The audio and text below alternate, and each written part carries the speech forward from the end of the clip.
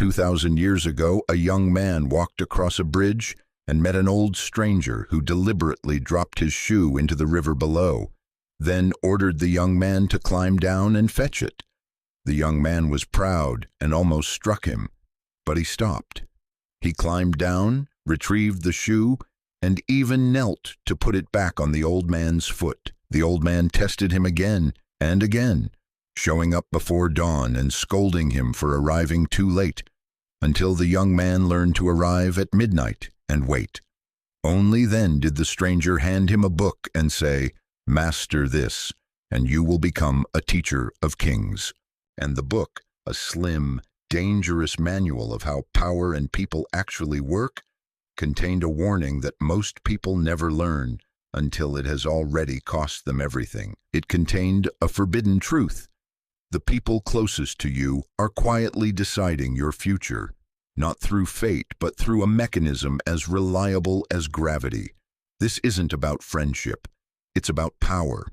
Today, we decode the 5 types of people who will drag you down, the ones the ancient Chinese strategists warned you must never keep close. Master this, and you stop being moved by others. That's what we do here. We take the oldest strategic minds in the world and use them on the life you're actually living. Ancient answers to modern walls. If that's useful, subscribe. Before we start, understand the principle underneath all 5, because it's the whole reason this matters. Proximity is influence. The people closest to you set the temperature of your mind, the standard of your behavior, and the direction of your attention. Usually without either of you noticing, you do not rise or fall in isolation.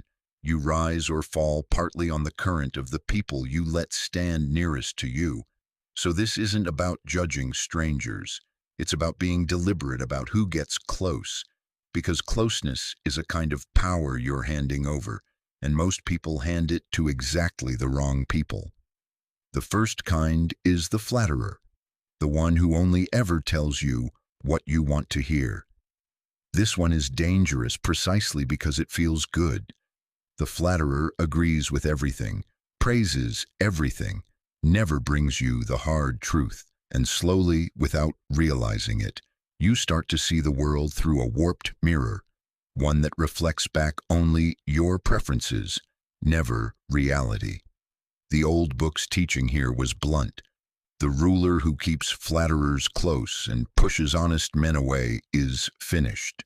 Not because flattery is unpleasant, because it blinds. The flatterer moves you by quietly editing your picture of reality until you can no longer see the wall you're about to walk into. The people who genuinely help you are often the ones willing to make you slightly uncomfortable with the truth. The flatterer offers the opposite trade: comfort now, blindness later, and you pay the bill when it's far too late to fix what they never warned you about.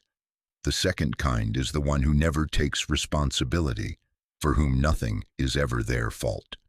Watch them long enough and you'll see the pattern. Every failure has an external cause. Every problem is someone else's doing, and somehow, more and more often, that someone is you. This person is a machine for transferring blame, and if you stand close to them, you become the surface it lands on. The old text put it simply: the person who excuses himself and blames others cannot be set right and cannot be helped, because a person who never owns a failure can never fix one. They just relocate it onto the nearest person who's willing to carry it. And the conscientious person, the one who's quick to ask, "Was it my fault?" is the perfect place for them to set down a weight that was never yours. They move you by making you carry blame that belongs to them. Pause for a second and be honest. Is there someone in your life whose problems keep quietly becoming your problems, whose failures you somehow keep apologizing for? Just name them. One word, hold it, because the weight you've been carrying may not have been yours to begin with. The third kind is the one who promises much and delivers little. Their words are enormous and their actions are small. Grand plans, big commitments, warm assurances. followed reliably by almost nothing. The old book warned that the one who promises much and gives little breeds resentment, and it's true. But the deeper cost isn't the resentment. It's that you organize your life around their words, and their words are smoke. You wait for the payment that never comes, the help that never arrives, the plan that never happens. And while you wait, you don't build the alternative because you were counting on them. They move you by keeping you waiting. The reliable person may promise less, but what they promise, they do. Learn to weigh people by the gap between what they say and what they actually deliver. And when that gap is a canyon, stop building anything on the far side of it. The fourth kind is the one who is only there in good times.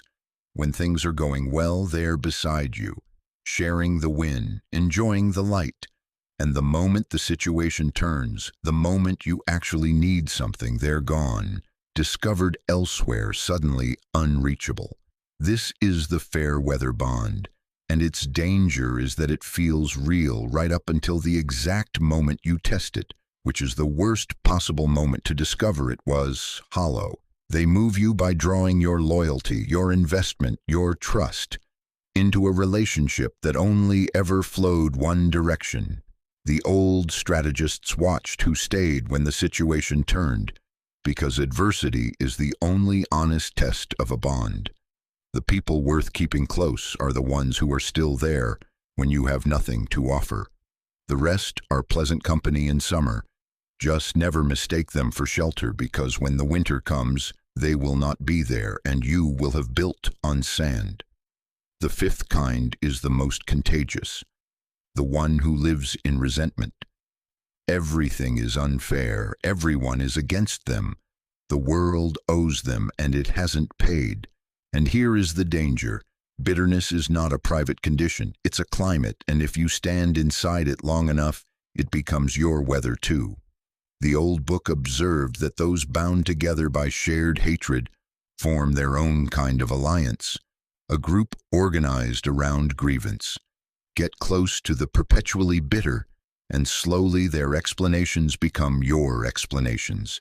Their victimhood becomes your lens, and their ceiling becomes your ceiling. They move you by pulling your entire emotional climate down to match theirs. And it happens so gradually you mistake it for simply seeing the world clearly. A person who takes responsibility for their life, even the unfair parts, has a certain power.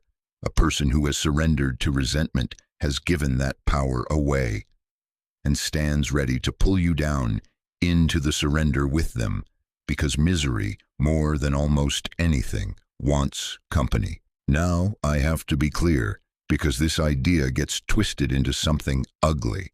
This is not permission to become cold, paranoid, or superior, to sit in judgment of everyone and cut people off at the first flaw. That's its own kind of poison, and it will leave you alone and bitter, which is the fifth type staring back at you from the mirror. Every person alive has flaws, including you. The point is not to purge everyone imperfect from your life. The point is to notice the people who consistently, over time, move you in a direction you don't want to go, and to be deliberate about how close you let them stand. You can be kind to all 5 of these people. You can wish them well. You simply don't have to give them the seat closest to you, the one from which they can steer. Kindness is free. Proximity is not. Spend it carefully and understand the flip side, because it's the real lesson. If these 5 drag you down, then the opposite 5 lift you. The ones who tell you the truth, who own their part, who do what they say, who stay when it's hard, and who refuse to surrender to bitterness. Become deliberate about who stands close, and you're not just avoiding the people who sink you. You're choosing the current that carries you. So let's go back to that bridge and the young man who knelt to put a shoe on a stranger's foot. What the old man was really testing wasn't obedience. It was whether the young man could master himself, his pride, his temper, his impatience, because a man who can't govern himself will never read others clearly and will let exactly the wrong people stand exactly too close The wisdom in that book began with a single move. Take control of who gets access to you. So don't think about how to judge everyone around you. Think about who you're becoming, not the person slowly shaped without noticing by the flatterers and blamers and the bitter, steered off course by people they never chose to be steered by. The person who decides deliberately whose voice gets close enough to move them. And here's the thing. The mind behind that book was one of an entire generation of Chinese strategists who understood that power begins with seeing people clearly, without flattery, without illusion, exactly as they are.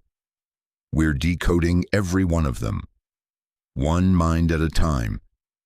If this named even one person who's been quietly moving your life in a direction you didn't choose, then you already understand why most people spend their whole lives shaped by company they never stop to examine. A few will choose who stands close, decide which one you are,